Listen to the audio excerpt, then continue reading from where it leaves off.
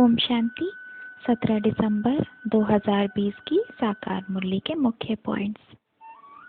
अभी संगम युग पर शिव बाबा सदगुरु बनकर आए हैं हम आत्माओं की सद्गति कराने। संगम युग में ही देवी देवता धर्म की स्थापना होती है। एक बाबा ही सच्चा सदगुरु है जो हमें ज्ञान देकर और राजयोग सिखलाकर पतित से पावन बनाकर शांति धाम और फिर नई दुनिया में ले चलते हैं। अभी इस पढ़ाई से हम भरपूर हो रहे हैं। इस ऊंची पढ़ाई से फिर हमें ऊंची तकदीर मिलती है। अभी स्वयं भगवान रूहानी बाप हम रूहानी बच्चों को पढ़ा रहे हैं, तो हम रूहानी स्टूडेंट्स की चलन हमारे लक्षण भी ऐसे होने चाहिए कि सब कहें कि हाँ, ये तो सच में गॉडली स्टूडेंट हैं। हमारा लक्ष्य है देवी देवता कुल में आने का, तो हमारे लक्षण भी देवी देवता वाले होने चाहिए। भूल से भी हमें कोई ऐसा काम नहीं करना है जिससे फिर हमारा और फिर हमारे टीचर का, जो कि स्वयं भगवान है, उनकी निंदा हो। अभी बाबा कह रहे हैं कि ड्रामा प्लान अनुसार यह पुरानी पतित दुनिया अब खत्म होनी ही है, इसलिए प्रकृति अपना कहर मचाएगी। यह भी ड्रामा में नूंद है, इसमें किसी को दोष देने की बात नहीं। यह तो सृष्टि चक्र ही ऐसा बना हुआ है। आधा कल्प है पावन और सुख की दुनिया और बाकी आधा कल्प है पतित दुख की दुनिया। तो अभी हमारा यह 84 का चक्र पूरा होता है, इसलिए अभी सारे विनाश हो रहे हैं। कहीं अर्थक्वेक, कहीं बाढ़ आ रही है, क्योंकि अब पुरानी दुनिया का नाश होना और फिर नई दुनिया का आना यह ड्रामा का पार्ट है। अभी कलयुग के अंत और सतयुग के प्रारंभ के बीच का यह युग है संगम युग, जब स्वयं भगवान लिबरेटर गाइड बनकर आते हैं हमें दुखों से लिबरेट करने। गाइड बनकर हमें शांति धाम और सुख धाम का रास्ता बताते हैं। टीचर बनकर पढ़ाते हैं, ज्ञान देते हैं, बेहद के इस सृष्टि चक्र का, उसके आदि मध्य अंत का राज बतलाते हैं।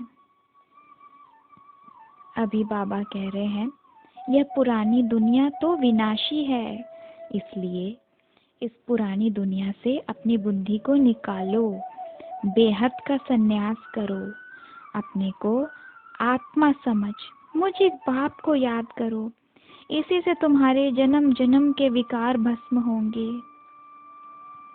आत्मा द्वापर से ही आहिस्ता आहिस्ता विकार में आती गई।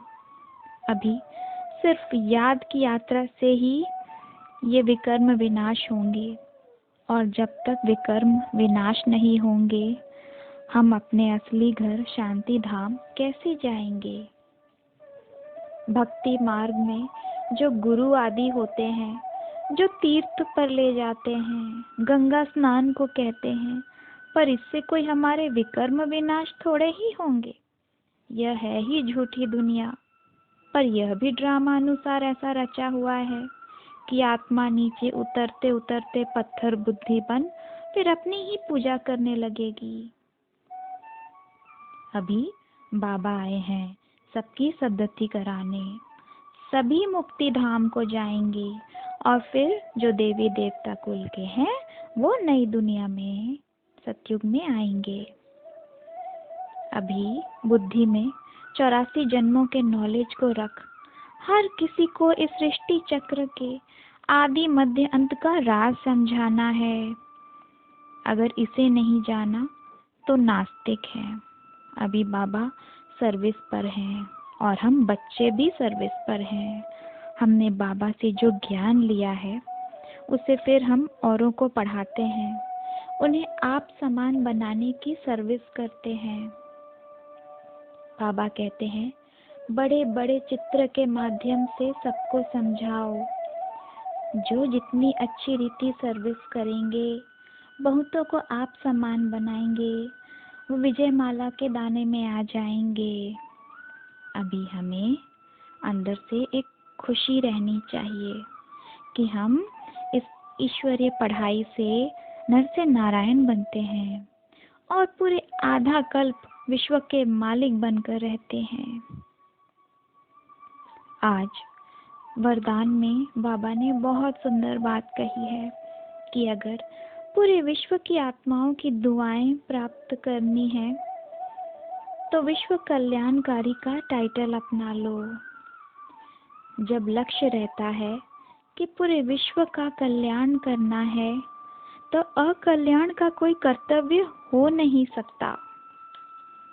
अगर स्मृति में रहे कि पूरे विश्व का कल्याण करना है तो सदा रहम दिल और महादानी बने रहेंगे। हर कदम में कल्याणकारी वृत्ति से चलेंगे। मैंपन नहीं आएगा, निमित्तपन याद रहेगा। हमेशा स्मृति में रहेगी कि मैं आत्मा भगवान का मददगार हूँ। ऐसे सेवाधारी को सेवा के रिटर्न में सर्व आत्माओं की दुआओं का अधिकार प्राप्त हो जाता है। स्लोगन है, साधनों की आकर्षण साधना को खंडित कर देती है। साधनों का उपयोग करो पर साधना को मत भूलो, क्योंकि साधना बीज है और साधन उसका विस्तार। आराम में आते ही राम को मत भूलो, सच्ची सीता बनकर रहो। अच्छा, ओम शांति।